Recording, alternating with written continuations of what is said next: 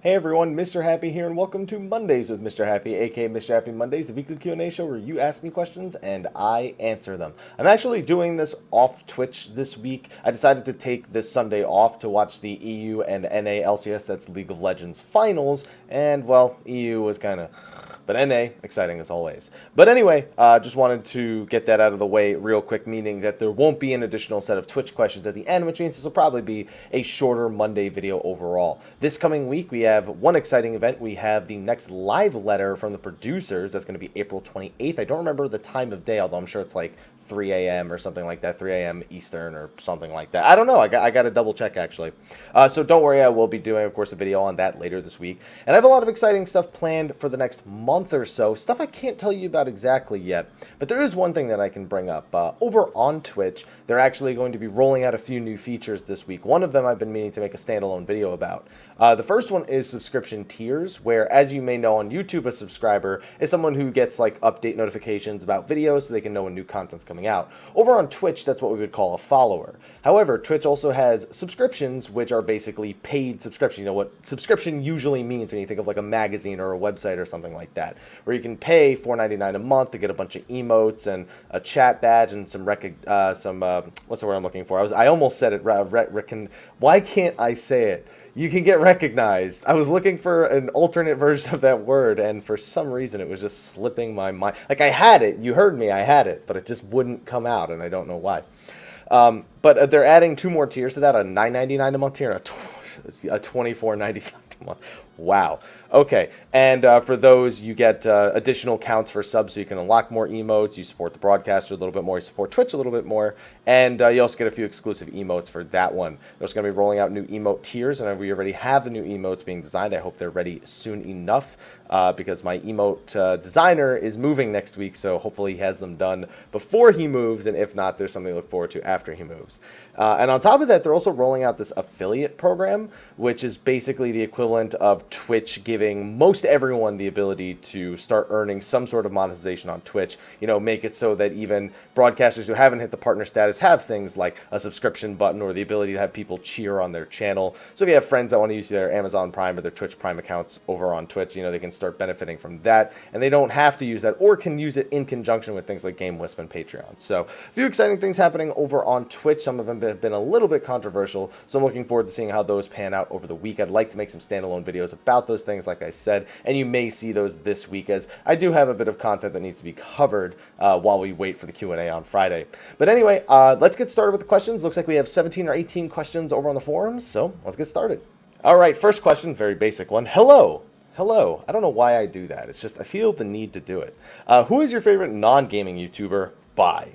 That's, you know, I'd have to go with Hodge Twins. It's a fitness channel, but the guys in general are hilarious. Back when I was into fitness more, when I actually looked good, I watched their channel a lot, not necessarily for the fitness advice, but I found them looking for fitness YouTubers, and now I watch them because they're fucking hilarious. Guys, they even do stand-up comedy now, and I've been meaning to see if they have a show in the Los Angeles or San Diego area coming up. I know they had one in Australia, and they did have one in, like, Orange County and Los Angeles not too long ago, but I didn't know if I could go to that one, so I didn't. So yeah, I'd have to go with the Hodge Twins. Funny guys, and they have... So they have mixed advice when it comes to fitness. A lot of their mottos are do whatever the fuck you want to do, eat whatever the fuck you want to eat, and they talk about calorie balancing, counting calories, stuff like that. Make sure you're in a caloric deficit or in a caloric gain based on what your goals are. But you know those things, those basic things like that. So would recommend them. All right, on to the next one. Happy you. I don't. When people do like the one word at the top, that's what gets me to do those reactions right there. I, Kiltastic Jones, hereby step up to the challenge Damaskar for the title of your best Italian fan. Oh yeah, that's right. We had the I'm your biggest Italian fan from last week, and I told people to step up, and I'm glad to see somebody has. So, are you a Valkyria Chronicles fan? We'll be playing the new game this summer. Is the new game this summer? I didn't even know that. Of all the games come out summer with Stormblood and Final Fantasy 12. Oh man, better be in August then. I'm not a bit. I wouldn't say I'm not a fan. I never had the opportunity to play it. I'd say that's the more accurate representation. So the summer might be a good idea for me to check out Valkyria Chronicles if a new one is indeed coming out, like you've said. So neutral, but always looking for new things to be a fan of. All right, on to the next one. This one's got quite a bit of words and a couple of questions mixed in, so looking forward to it. Hi, Happy from the UK. Hello, you from San Diego, California. I've watched your videos for a long time, especially State of the Realm, which by far is a must-watch every week without fail, but never asked any questions. So first-time bonus of something unique from the UK that you can't get in the US of your choice. I mean, you guys have a lot of words that I like to use on occasion, like, or phrases for things over here. Like, one of my favorite to use is knob. When you're referring to somebody's junk and you call them like a knobhead, it means that they're a dickhead. I just like that term. So I'm going to take knob and I'm just going to make it my own. All right, that's the deal right there. So my questions are these. One, with the Red Mage coming and being a big 11 player and 1.0 player, don't know what that has to do with Red Mage. Although I guess technically there was like, you could kind of build thaumaturgs like Red Mage sort of back then.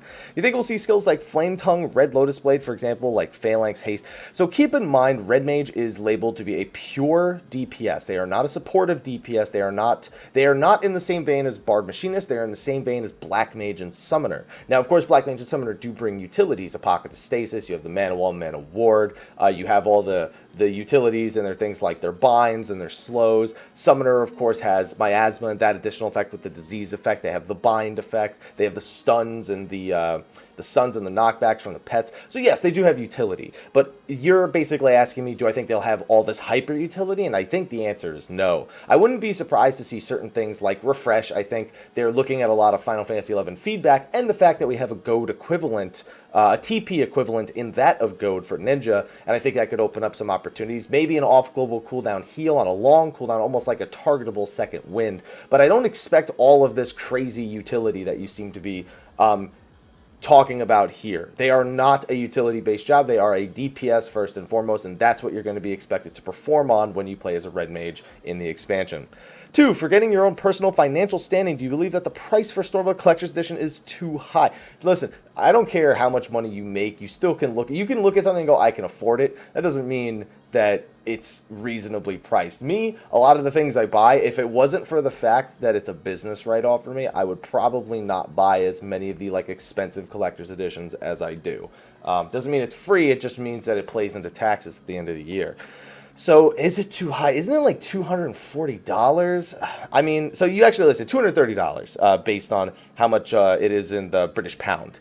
So I mean, yeah, dude, that's a lot. That's a video game. That's why it's a collector's edition. It's not required to play the video game, and there's a digital version if you want the digital rewards. But for a physical collector's edition, just because it's a collector's edition, I don't ever feel like there's like a set price that there needs to be. It depends on the content that's in there. The cloth map and the figurine are both usually pretty expensive things to produce, especially depending on who they actually have making these things. So I don't think it's overpriced, but I can understand it's a steep climb. It's all dependent on what your perspective is on, is a collector's item worth it or not. For me, I love having things that are collector's items, strewn about, even though you guys really don't get to see them. So for me, I don't think it's too expensive, but I think it is a steep thing to ask for if you're someone who's mostly just interested in the game and not in these collector's type items. But anyway, thanks for your questions. Let's move on to the next one. On to the next one. I don't know why I chose to say the exact same thing I ended the last question in, but we're going with it anyway. Not a first-time asker, so no bonus. 2 quick questions. Didn't even say hello. It's all right. It's all right. I can forgive it just this once. 1, what's with the weird random Craigslist type posts happening in the parts of the forums? That's a bot. I'm not the one who runs the forums, and I'm pretty sure the people who do are aware of it. But I think we were gearing up to move our forum at some point. I'm not 100% certain on that. It's just spam. It is what it is. It's not like we're putting crazy amounts of money into like counter spam. So as long as I can keep it out of the Monday forums, then we're good to go. 2, who's your favorite 14 NPC alive or otherwise? Man, I guess Raubon. Raubon's always been someone I've wanted to see do more when it comes to the main story. He had his moment to shine, which ended up in a pretty bad place for him, and he's had moments since then. So I'd say definitely Raubon. His story and his character have kind of drawn me in, and I'm looking forward to seeing more out of him since he's going to be helping us fight back for Alamigo and Stormblood. On to the next one. I gotta find better catchphrases. Yo, Haps, yo, what's up, man? So I just saw your video of the recent update, and I'm feeling conflicted. I'm really happy for the fate grinding part of the anima nerf, so I can finish getting those, but I'm also a bit angry that I went and got 4 weapons before that.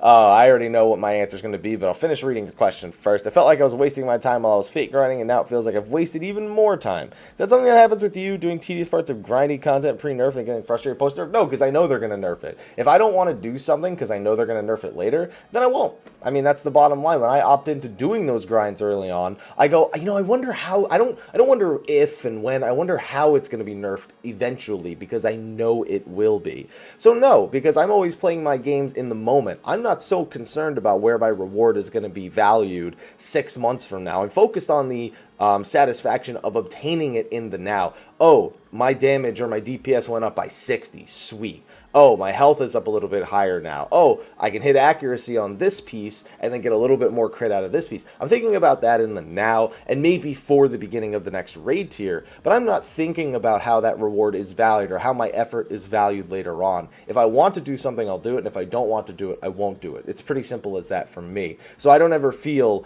this sort of frustration when I do something that's tedious and it's eventually made less tedious, because that's just the way it is and the way that modern MMOs have to draw people in, and how, especially how to keep them in, to make sure that there are groups of people that may put it off but have something to do eventually, while there's also the people you can satisfy now with the way that it is.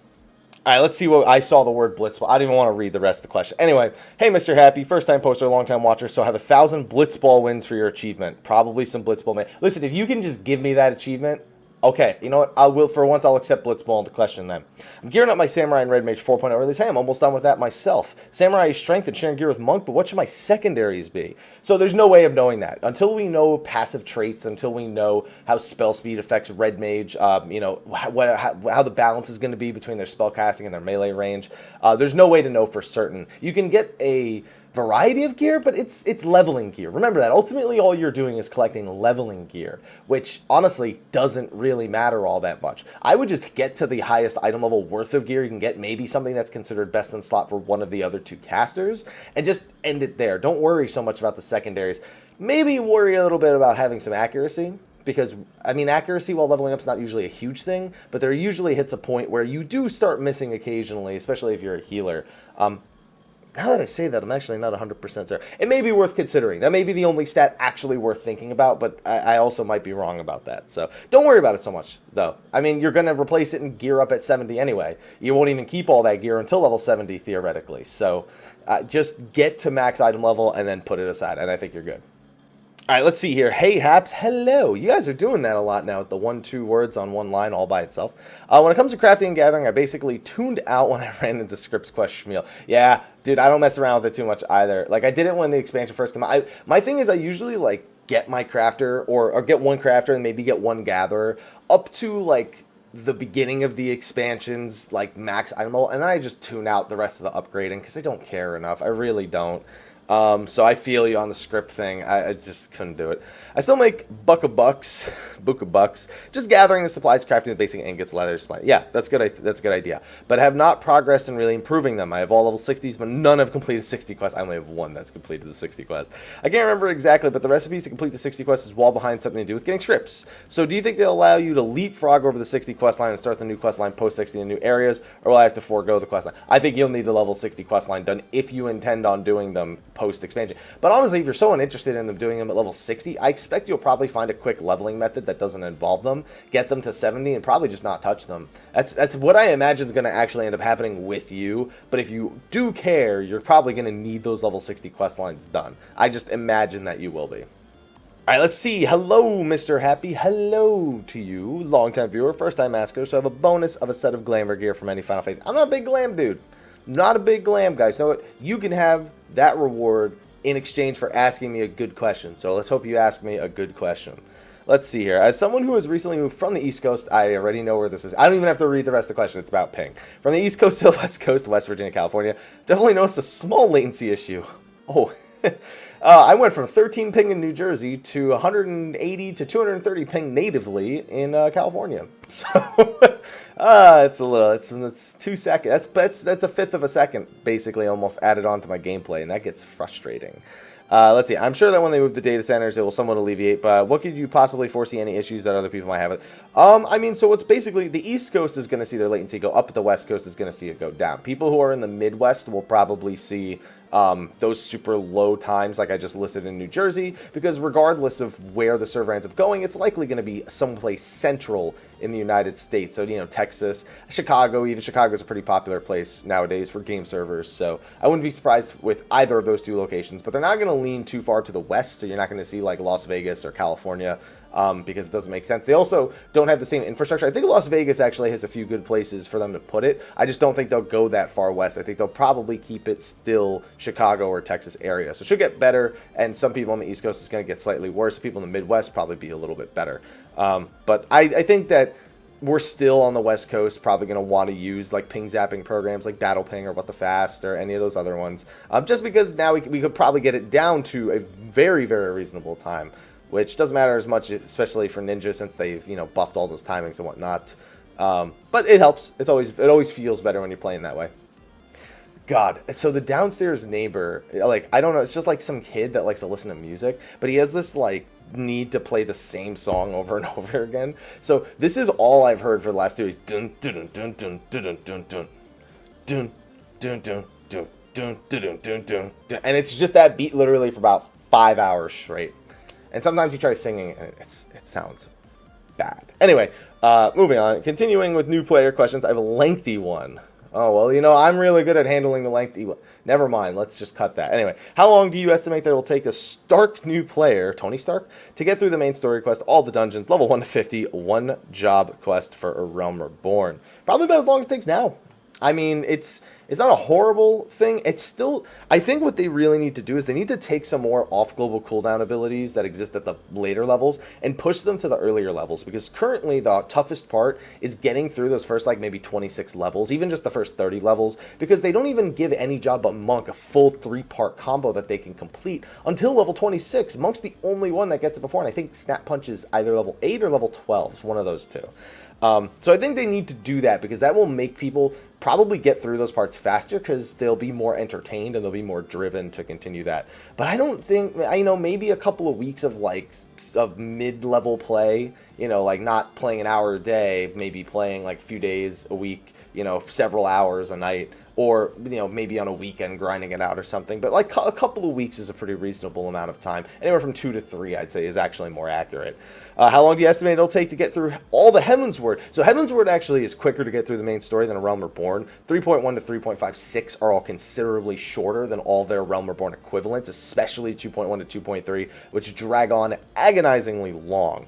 And I think that the main story post Stormblood launch will give you gear to get you into the start of Stormblood. So I don't think you'll have to go out of your way to do that.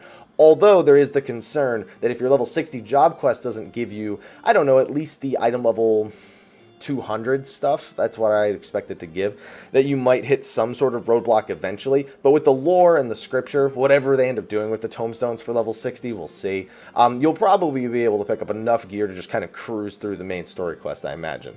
And with all this taken into consideration, if someone were to start today and play at a casual pace, could they conceivably be ready for Stormblood launch? I guess that depends on your definition of a casual pace, but I'd say they could at least be close. At the very least, if they play super casually, they'd at least be ready to take one of the new jobs at level 50 and take that through the Heavensward story. Because remember, you only need to beat the Praetorium in order to get Red Mage or Samurai, as long as you have Stormblood installed. So they'd at least be ready for that if they were playing super casually, if that was their goal.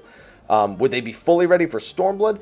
I don't know that they would need to be, because they've got all this content ahead of them. They don't have to only worry about the new stuff, because people will be doing their roulettes more often as they're leveling through Stormblood as well. So it actually should be a decent time for new players to start up. People are going to be doing their leveling roulettes. People are going to be doing level 50 roulettes, level 60 roulettes, because they want to not have to grind out the same thing over and over again. So I don't think it'll be that bad. And besides, there's no guarantee you're going to get the jump potion route. They said they don't know if they're doing it, and even then, it wouldn't be till after Stormblood launches. And I don't mean like the day it launches. We mean like there's no confirmation it's even coming out near Stormblood's launch. It wouldn't happen until several months down the line. So there's not really worth waiting for a jump potion when you could, play the game, get it done, and you'd be Gucci. There you go.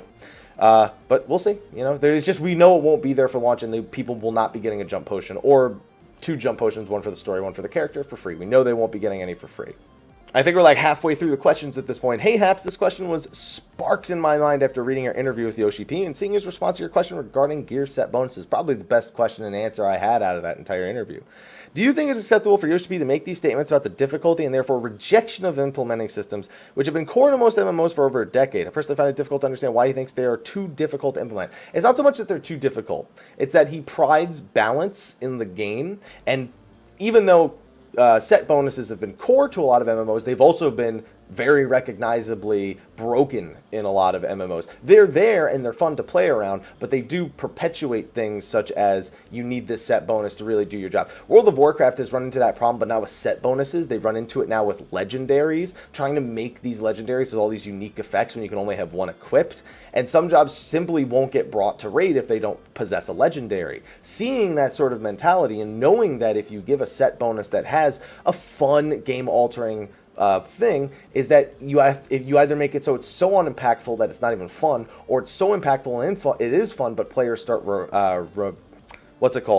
demanding it for content. Even in Final Fantasy XI, where set bonuses weren't usually like super crazy, like they were maybe, you know, like an MP per tick or a little bit of strength or something like that. Those were very reserved, but people would definitely say if you don't have this much elemental skill, if you don't have this much enfeebling skill, this much summoning skill, you know, you needed minimums to get into content. And that's what he's afraid of, because that has been a very rampant problem throughout MMO communities over the last decade, and he's trying to avoid that at any cost possible. That being said, set bonuses are usually fun, and there are ways to do them that aren't necessarily game breaking. You just have to be careful about what you actually do with them. They'll probably, if they do come, be on the less OP side, I imagine, to try and avoid such a problem when it comes to that. And you know what? I agree with you. After what they did to Astro in 3.4, I don't know that job balance is really a viable excuse for that. But it's different. They're different teams. I'd imagine gear balance and job balance are 2 completely different teams. Or at least they're teams that work in somewhat of conjunction. Obviously, when a job is designed, it has certain stats that they know will perform better on it. But I swear to God, their gear is literally just they press a button, it generates some stats, they put it into the game. And then when it comes to their actual abilities, they seem to either overcompensate or undercompensate, and then they have to keep undercompensating, and then it just gets crazy because they've done it so many times. So it's a tough question. I think they probably need a little bit more insight in that department, but I can understand why set bonuses are a scary thing, or why special effects on armor are a scary thing in general when you're trying to maintain this rapid pace of content without things getting phased out too heavily. Alright, on to the next one. Sup, Haps? Yo, what's up? As someone who has been playing Destiny since launch, I'm planning out Destiny 2 September. That's a rough time, man, but I'll make it. I got really excited when I heard you're coming back to check out the updates. So it's not so much that I will play Destiny at some point before Destiny 2 comes out. I'm not like trying to get super hardcore into it and through all the old shit, because it's not going to matter in Destiny 2. I'm more like playing it to get a feel for it again, because it's been a while since I've played an FPS game, and one like Destiny especially. Kind of needs a little bit of practice in there. So I don't know if there's a chance we could raid together. I won't say no, because the raids have been fairly puggable as long as you know the mechanics in Destiny.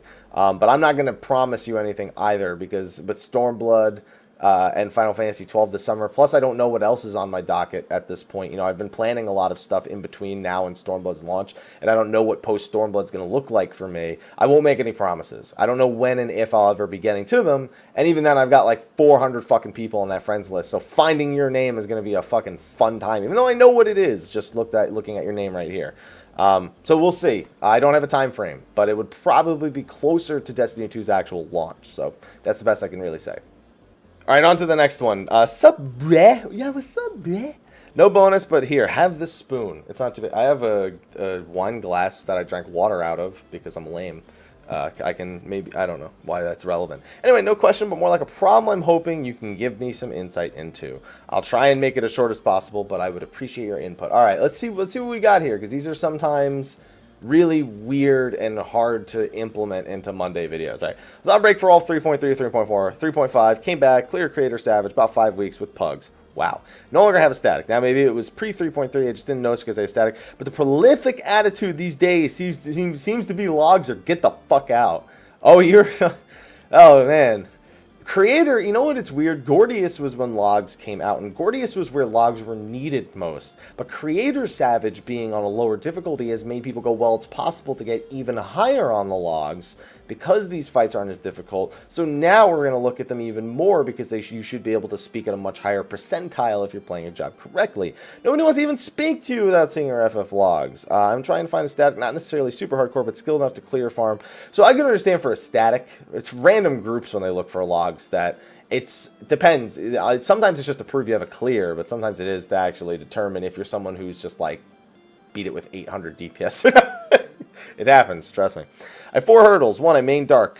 The neediest job in the game. Require a party that doesn't have their heads up their asses if you want to do optimal DPS. If the warrior doesn't pull, ninja doesn't shade, or doesn't exist. Scholar doesn't help their co-healer. I can't offer top bars. That's reasonable. And a lot of tanks will know that. A lot of tanks will ask you about your groups, but a lot of non-tanks will just look at the number and be like, I don't know shit, that sucks, get the fuck out. 2, I'm in pugs and I have no static. Yeah. You can still do a good job on Dark Knight and Pugs, but I totally feel you. It's not going to be top. It's probably less likely to be top percentile just based on that alone, because you might need to make up for the mistakes of the random groups that you're getting into, depending on the kind of group you are getting into, of course. 3, parse runs and Party Finder almost exclusively seem to cater to the DPS. Yeah, man. There are some groups that do it for tanks as well, but generally, if they are, it's the tank that's making the group. So unless you're making the group, that's kind of tougher to do. And 4, unrelated to DPS, I work nights Sunday to Wednesday, and literally no group doesn't raid Tuesday. I have 4-day weekends, but it doesn't matter because nobody wants to raid these days. Yeah, that's tougher now at the end because people are just kind of zoning out and going and playing other things. Closer to like the end of May, you'll probably have an easier time finding groups at those times. So given the problems in my current situation, I like your advice on finding a static. It's going to be easier at the beginning of the expansion. There's going to be groups that are more willing to accept you without an FF log at the start of the expansion or very close to the start of the expansion. But you also need to make sure that you're still kind of gauging how well you're playing in the current fights and make sure you're aiming for a place that fits your schedule and your performance. Like, obviously, you seem to sort of hold yourself to a high standard. Whether or not you can hit that standard is yet to be seen due to the situations that you've nailed or said here. So make sure you're kind of looking for groups that are within your lane, because that's the easiest way to get in, get the best results out of you, and then maybe step up if you're someone who feels like, maybe you aimed a little too low, or you've kind of gauged your skill or your dedication and it's higher than you initially anticipated, and you want to look for a group that matches that. Matching those things is the most important thing about looking for a static. But with the last 3 months, yeah, that's the toughest time. It's closest to the end of an expansion or somewhere between a new raid launching and the 24-man raid launching. Those are the easiest times to find raid groups. So that's the best I can give. You guys got some long questions. Good thing I don't have Twitch questions this week. Next one. Well, thanks to the answer last week, to read the first part of the story is still recommended. I'm clueless today, so I have a question. Coin flip. Why the flip-flop and to teach through punishment? I'm going to go why the flip-flop, because I already think the teach through punishment thing is something I've probably hit without even reading it. Alright, so once I rewatched your early Samurai videos, you said that you want Samurai to be a DPS, and when the final FanFest approached, you wanted Samurai to be a tank. So I think it made the most sense to me for it to be a tank, which was where I was placing my predictions most. Especially after seeing Red Mage's reveal of being a DPS, I thoroughly believed that there was no way they were going to do 2 DPS. I'd seen the results of that, and I still don't buy into our statistics say this, because they have no statistic in which they've released 2 DPS at the same time, and on a new expansion with a new level cap. They have no statistic that is completely able to be used as an analogy or even as proof that their mentality towards this double DPS release is right. But I personally felt that Samurai was better off being a DPS. I would have totally accepted Tank Samurai. It was totally what my expectation was after seeing Red Mage, but there was no way that I could have foreseen them actually doing the double DPS dream. So we'll see how that ends up working out, but that was the reason why, closer to it actually being announced, I was very keen on it being a tank. All right, just a few more now here. Hey, Mr. Happy, I know it a lot too, but... Okay, on the 28th, I'm getting married. Oh, congratulations. And I wanted to ask if you can make my dreams come true and come to the wedding on Moogle. On the 28th, of all the days for you to pick, it's the day of the live letter. The day I'm most exhausted, and I also don't know how I'd find you to get an invite because I don't have a character on Moogle server. So I don't know that it's gonna be possible. But what I can do is wish you a happy in-game wedding right there. And by the way, thank you for your little thank you note here at the bottom. Unfortunately, I cannot promise that I would be able to make that. It being that day, I will be busy and I will be tired. So it's not a promise I can keep. All right, page 2 of questions. Hey, Mr. Haps. First time askers have an enhanced arrow and haste for every Palace of the Dead run you have from now on. Am I on Monk? Because I don't know that that's great if I'm on Monk. Well, I guess in Palace of the Dead it is. Okay, so I'm currently playing 14 on PS4 and my laptop's getting old, so I want to get a PC and play 14. To buy or build, I'm not so sure yet. But I don't plan on anything crazy. Would you have any suggestions for a rig to at least play 14 on its maximum capability? So the minimums are going up for Stormblood. I don't know if the maximums are going up for Stormblood. Like my computer is like $3,000. If I built it myself, probably would have been closer to like 2.4, 2.5. But that's even overkill to play Final Fantasy 14 at its best. My previous computer, which was about $900, can almost play the game at max. I mean, it plays almost everything at least high. A lot of times when I stream and record, though, I'll bring it down because when you're streaming or recording something, you usually eat some extra resources out of your computer. If I'm not live streaming or anything, I can run any game at max, even on the old computer for like $900.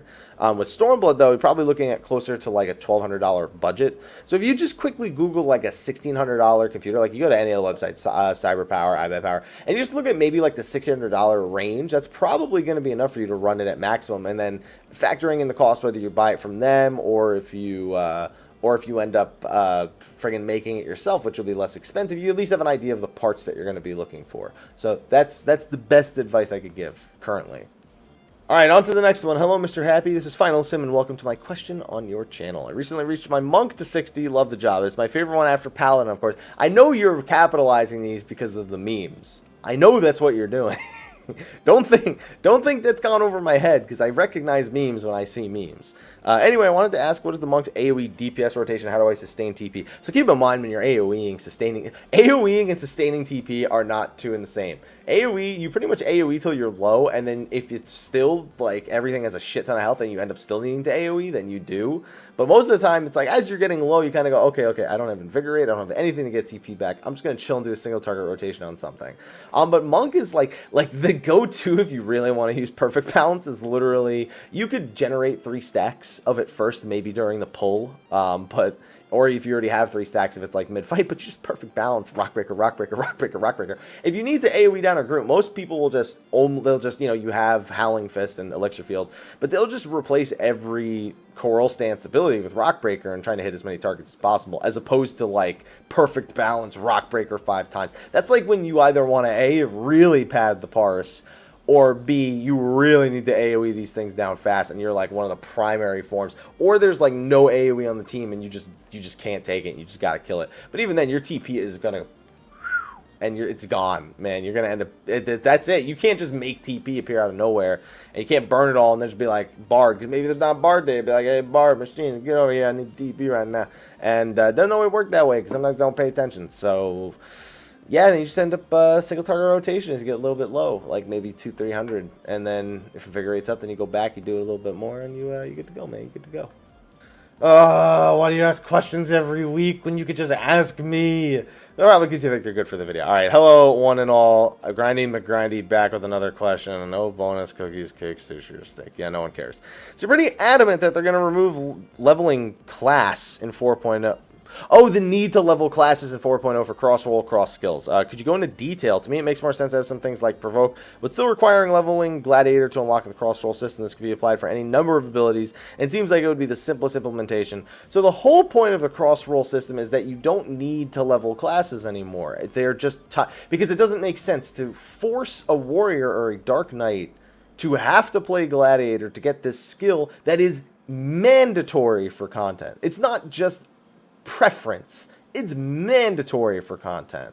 And some people don't mind doing that, but a lot of people get really fucking annoyed when they need to go play something they really don't want to play in order to get a skill that they need, that they absolutely need. Swift cast, blood for blood, what's it called? I guess mantra's not need, but you know what I mean. It's like that's one of the really, really big struggles. Awareness, provoke. So it's more like, so here's the thing. I wouldn't be surprised if they keep it so you need like level 15 on a secondary class in order to unlock a job. I wouldn't be surprised if they kept that. But I just don't anticipate, especially with the example they gave. They specifically used Provoke as an example when they revealed that system change. And they said, you know, instead of Provoke being Gladiator level 22 or whatever the fuck level it is, you know, it'll be part of this cross-roll system, you know, and that you'll be able to access it through the new system as opposed to the way you accessed it through the old system. So once they used Provoke as the example, that pretty much led me down the path. Of course, they still have told us very little official things about that system. So who knows? We could still be wrong. I could still be predicting wrong. Other people could still be predicting it wrong. But that's the direction that their words and their phrasing has led us to believe it will go. And I am going to stick by that until they reveal it, and I'm either right or wrong. And I believe this is the final question that is on the forums, and the final question of the video. Hey, Mr. Happy, this is Raijin from Cactua. Hello. First time bonus, an exclusive trip to your first strip club, but instead of the women undressing, you're served various types of steak.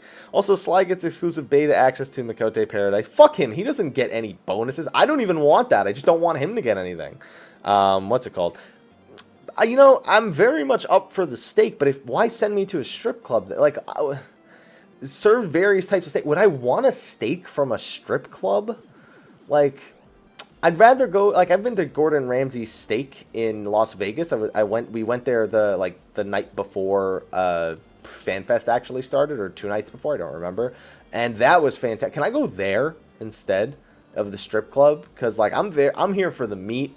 And they're not there for the meat. They're there for the money, you know. And besides, it'd be kind of ironic if you have a strip club that sells meat. And I don't know. Anyway, I'm gonna get to the question instead of the first time bonus. Question 1. Oh, it looks like question 2 is a spoiler warning on it, by the way, but there's no spoiler tag. So I'm gonna read question 1, answer, and then I'll do the whole spoiler thing for question 2. 1. Work to Game opened the question a few weeks ago about tank incentives and alternatives to getting mounts. I responded, and they seem pretty supportive of the idea. So I wanted to get your thoughts before posting on the Lodestone. So keep in mind, posting on the Lodestone, it doesn't matter. Like, I want to say it doesn't matter, but most of the things, like, everyone has ideas and feedback, and they're gonna look at the things that are most collectively common amongst feedback. So one post, unless it's collectively common with a lot of other things, or you gain a lot of traction, is probably not going to have a major impact. I don't know how much they read Lodestone. Maybe the forums. I don't know how much they read Lodestone posts, though. What if in Stormblood playing Continent Capped gave you secondary EXP bar that filled the need priority of that role? Then you could play another class. The EXP bar would used to add a percentage of EXP onto the secondary class. Oh, so you're saying like if you play a tank at level 70, let's say, and you know you're the role in need, and you're fulfilling the role in need, it kind of build up like a secondary rested EXP. I don't know, because we have rested EXP now. Do we really need a second form of rested EXP? Does this charge rested EXP faster? Like I don't know that really fits in, and I don't know that that's gonna motivate people to play. That's the thing. Ultimately, a lot of this stuff is someone doesn't want to fucking play. They won't fucking play it. Like, it doesn't matter how you incentivize it. All it ends up being is a benefit for the people who like to play it or don't mind playing it.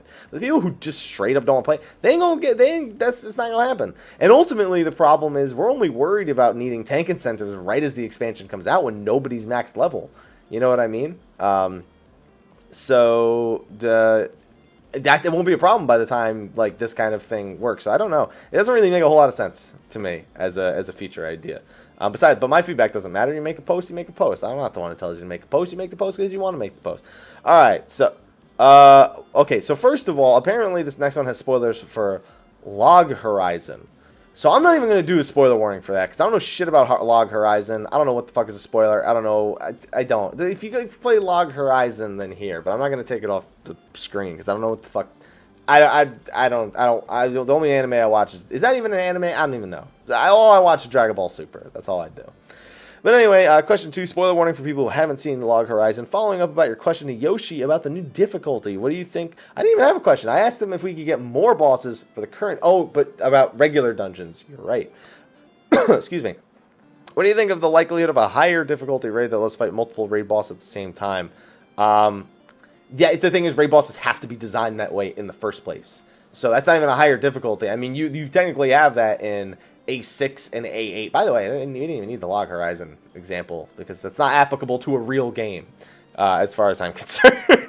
What's it called? We have this at the end of Alex 8. What if, for example, the bend of time, the final raid difficulty pulls Phoenix or... No, because that's just silly. You don't just pull a raid boss in from another raid just for the sake of having a higher difficulty tier. It needs to be balanced for the current raid encounter. A8 was designed that way in the first place. They knew they were going to be bringing back the bosses from A6 Savage. That wasn't just some idea they came up with, and that's why it's present on both the normal mode difficulty and the Savage mode difficulty. You can't just bring in bosses from other tiers just for the sake of having them there. It needs to fit into the cohesion of the fight.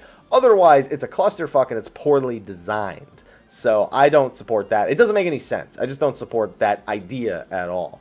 But that is the last question that we do have on the forums, and since I'm not live streaming on Twitch, that will be the end of the video. We have those cards at the end now. I can't even do this. What do I do? Like a triangle? Like that's a friggin' four-sided shape. I do like a triangle. In fact, it's an upside-down triangle. So do I got to do like that? Because that's how the videos are going to be. There's going to be one here, here, and here. I don't even remember how long into the video they actually like appear. It's probably already over my face. Who knows?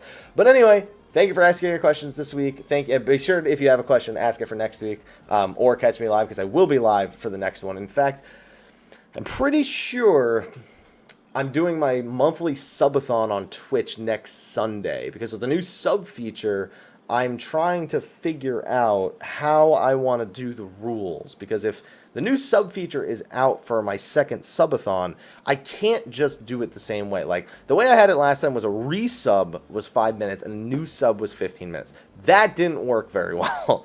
Like, I ended up getting more hours than I could feasibly handle, and now with these multiple tiers coming out, I need to think about it a little bit more, because I can't do like 5, 10, 15, 20. Actually, that might not be a bad idea. Do 5, 10, 15. No, I did 5 and 10 last time. I didn't do 5 and 15, I don't think. I did 5 and 10. I may need to like mix it around and do some kind of fucking weird number, or make it like X amount of resubs is equal to 10 minutes.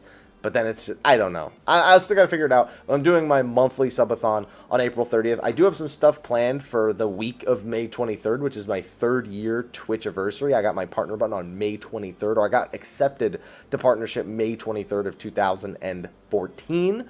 I have something planned for that entire week. Some stuff you guys are going to be more excited about than I am. I'm doing it for you. That should be a pretty big hint as to one of the things happening that week. But anyway, I'm going to go edit this video, and I'm going to go get some dinner, because it's like 6:30? Wow, 6:30 on the dot.